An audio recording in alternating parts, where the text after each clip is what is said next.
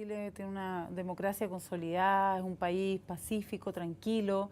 y en consecuencia los niveles de encarcelamiento que tenemos son súper contradictorios con esa realidad y por supuesto excesivos.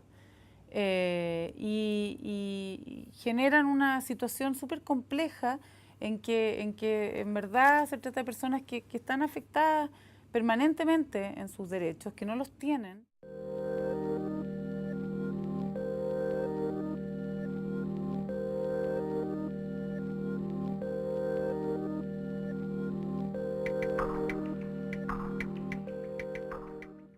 El hecho de que haya este uso excesivo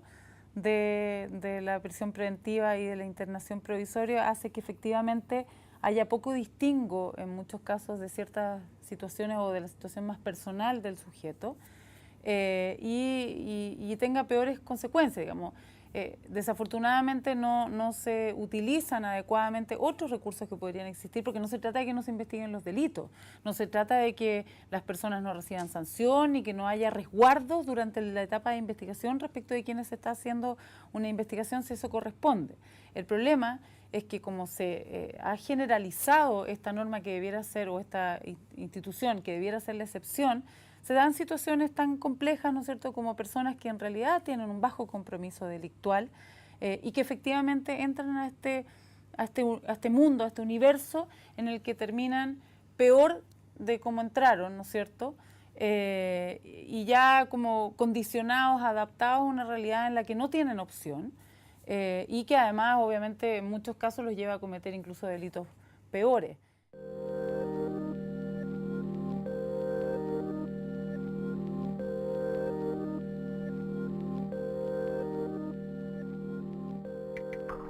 Las penas en general tienen, o no en general, digamos, hay distintas teorías penales, pero las penas tienen que tener un sentido, ¿sí?, una finalidad. Y en este caso, parte de esas finalidades al menos es la rehabilitación. Es decir, yo sanciono una conducta y le aplico una pena, pero con el objetivo de que al aplicarle esa pena esté contribuyendo a que esa persona se resocialice, ¿sí?, y no vuelva a cometer delitos, que es obviamente una ganancia social, aparte de la personal de ese sujeto. Y cuando yo no tengo políticas que vayan en esa línea, o no invierto adecuadamente, o no hago un esfuerzo en todos los ámbitos por ir un poco en esa línea, pierde sentido también la pena. Simplemente lo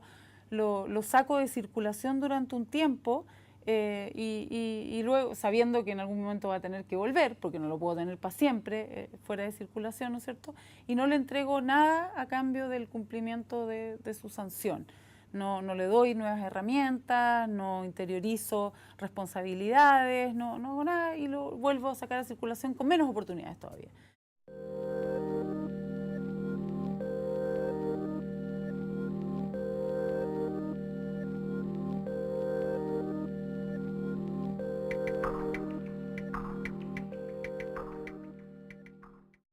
Bueno, yo creo que es un privilegio para nosotros poder tener contacto con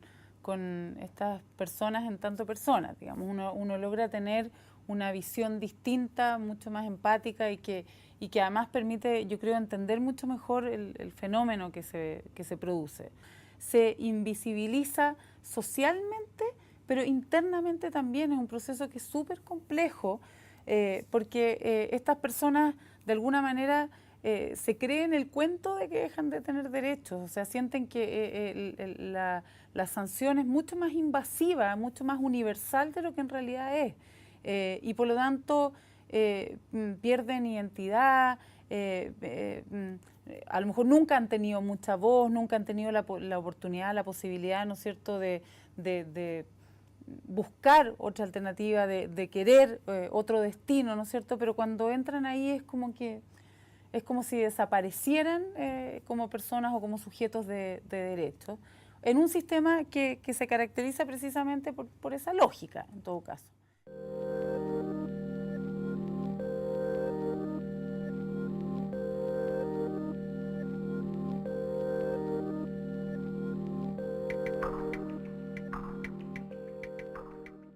Obviamente el perfil de nuestros clientes es un perfil de personas de baja situación socioeconómica, con baja escolaridad, muy estigmatizados, gente en general, grupos muy discriminados, y que obviamente conforman el grupo más abultado de lo que es a quien se persigue en el ámbito penal. No porque la pobreza sea equivalente a delincuencia, no porque los pobres sean más delincuentes, sino que porque en general el sistema penal es un sistema selectivo, es un sistema que se concentra en general en la gente con falta de oportunidades, ¿no es cierto?, con la gente más discriminada, y eso obviamente tiene el reflejo en que el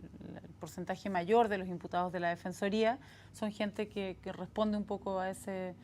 perfil, además del hecho de que obviamente son gente que no tiene recursos para recurrir, para contratar a un abogado particular, y en consecuencia somos su alternativa.